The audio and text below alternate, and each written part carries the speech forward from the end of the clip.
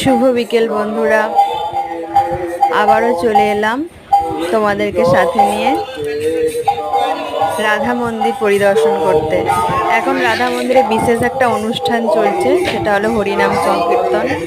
সব জায়গাতেই হয়, এখানেও হচ্ছে, প্রতি বছরই হয়, আর আমি আসি না। তো এবছরে ঐশানী আছে, তাই বিকেলবেলাও ঘুম থেকে উঠতে একটু ঘুরতে ঘুরতে চলে এলাম নদীর ধারে। অন্য সময়ও আসি, যখন খুব গরম লাগে বা ঘুরতে ইচ্ছা করে চলে আসি। তো এখন তো হরিনাম চলছে, রাধা কৃষ্ণের মন্দিরে কৃষ্ণ নাম, তো বিশেষ একটা বড় ব্যাপার। তো এখন পাড়ার কিছু দাদুরা বসে নাম সংকীর্তন করছে। আর এই তুলসী মঞ্চটাকে দেখো, তুলসী মঞ্চটাকে কি সুন্দর করে সাজিয়েছে ফুল দিয়ে, এটা আমার খুব ভালো লাগে এই জায়গাটার। আর একটু এখানটায় বসবো কিছুক্ষণ, তারপর বাড়ি যাব।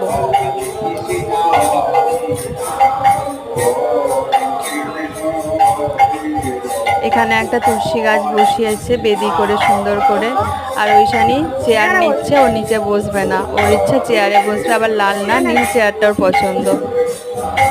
তোমাদেরকে একটু দেখাই রাধা কৃষ্ণের, আগে দেখিয়েছি তাও একবার দেখিয়ে দিই। এই হলো রাধা কৃষ্ণ এই মন্দিরের নিত্য পুজো হয়, সন্ধ্যা আরতি হয়, গীতা পাঠ হয় এখানে।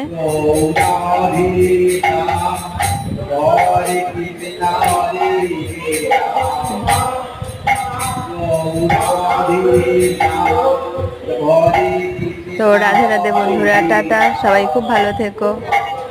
শুভ